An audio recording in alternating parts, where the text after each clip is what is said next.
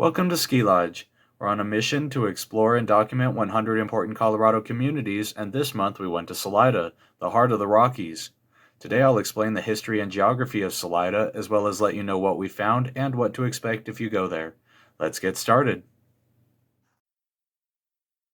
Most of the Colorado Rockies, including the upper Arkansas Valley where Salida is located, was occupied by the Ute Indians. They used to camp in the valley during the summer before returning to lower elevations in the winter.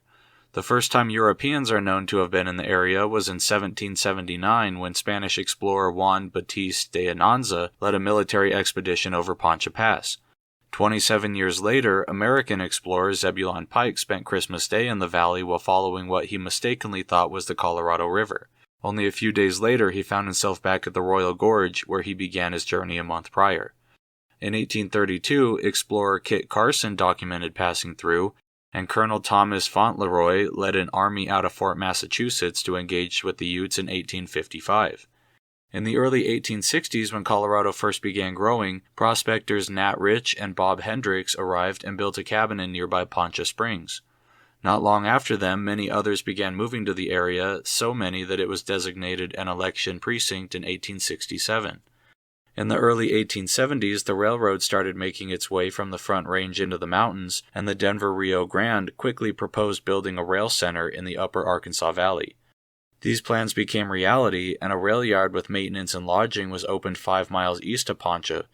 This quickly grew into a community called South Arkansas, which was renamed Salida in 1880. Salida is Spanish for exit and refers to the Arkansas River exiting the valley nearby. They incorporated 11 years later with around 2,000 people. The 1900s saw a slow but steady economic increase for the area. The railroad was the town's largest employer until its closure in 1997. Farming and ranching were, and still are, a close second, but tourism has seen the largest growth, so much so that it's become the main economy for the valley.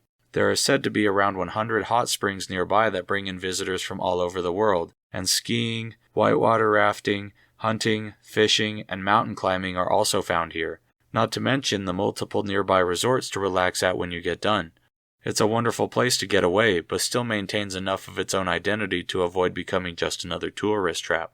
The future of Salida will likely stay the course, with a steady increase in all industries as Colorado's popularity continues to grow. Salida gets its nickname Heart of the Rockies because of its location in the upper Arkansas River Valley that is surrounded by 3 major Colorado mountain ranges. The Sawatch Range is to the west, Sangre de Cristo's south, and the Mosquitoes to the north. The valley is accessed either using Highway 50 or Highway 285. Monarch Pass and Ski Resort are 30 minutes west, Buena Vista is 30 minutes north, and the San Luis Valley is 30 minutes south via Poncha Pass. If you travel east to Salida, you'll enter what locals call the Cañon, where Highway 50 curves back and forth along the Arkansas River for over an hour to Cañon City.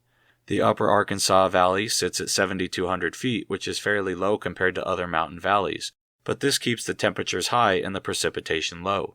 Summer days often reach into the 80s and only drop into the 50s. Winter days can warm into the 40s and then fall into the teens overnight. Salida is in a rain shadow and only receives 8 inches of precipitation per year. Roughly half of that is from snowfall. This is an effect caused by the high elevation and short distance between the nearby mountain ranges that force the weather to pass right over the top of the valley. It's strange because some of the state's wettest areas are the peaks visible from Salida. Even the dry eastern plains average 3 or more inches per year. But the lack of moisture doesn't seem to hurt the area, as most of the valley floor is farmland. Runoff generally provides plenty of fresh water, and the large number of rain-free days only seems to offer better year-round weather for all the people coming to visit. This is further aided by the town's diagonal grid layout, which helps melt the 39 inches of snow they get during the winter months.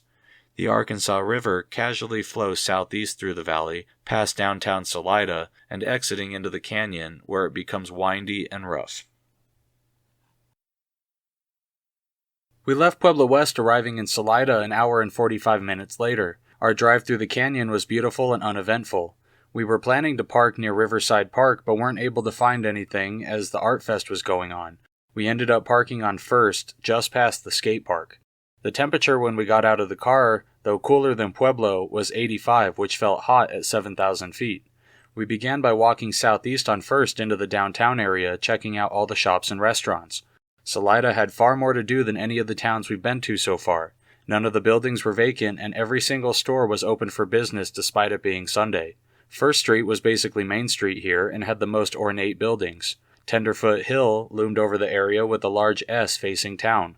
We checked out F Street, which was closed to traffic, allowing us to bounce back and forth. There were all different kinds of stores, but we couldn't help but notice that a good majority of them were art galleries. We knew Salida was an artsy place, but in most other towns, art struggles. Here, the stores seemed right at home with customers in every one. Art was also found throughout the streets with trash cans, barriers, and walls all covered in paintings and murals. Every block had things to do and look at. Even residential Salida was lively and expressive, filled with an assortment of old Victorians and modern-style complexes. We couldn't help but notice the large number of Subarus and eccentric people about, giving us some hippie vibes. By now we had made it down both 1st and 2nd Streets and were getting hungry. In most of these smaller towns, we only have one or two choices for food, but in Salida, every store sold food of some sort, so we settled on burgers. We popped into a place called Sprockets and placed an order. It wasn't overcrowded, and our food finished quickly. The burgers and chicken were cooked to perfection, but the hot dogs my wife ordered were wrinkly, and the green chili on my slopper had way too many tomatoes in it, reminding me of Campbell's soup. The portions were large, and we left with full stomachs.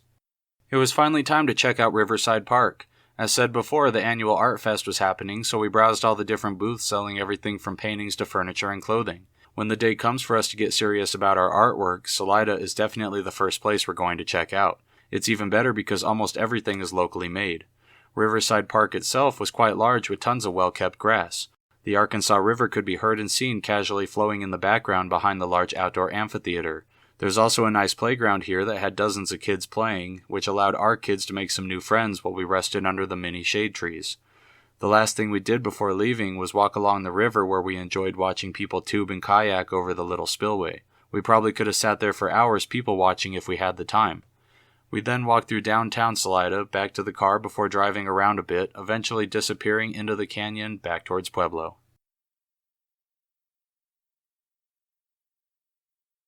Before now, we had only ever driven through Salida on our way to other places. We never thought too much about it and were therefore surprised by how much there was to do and how the downtown area was so busy and lively. Made famous by local hot springs and recreation, we were worried Salida was going to be another tourist trap in the mountains. After visiting, we can safely say that this isn't the case. Salida is clean, accessible, and has all the charm and personality needed to make a great trip for everyone regardless of what you like to do. Usually during this part of the video, I'm explaining the downsides of a place, but Salida doesn't really have any. Perhaps it's too expensive, too hot, maybe too far. It doesn't really matter, those are subjective anyway.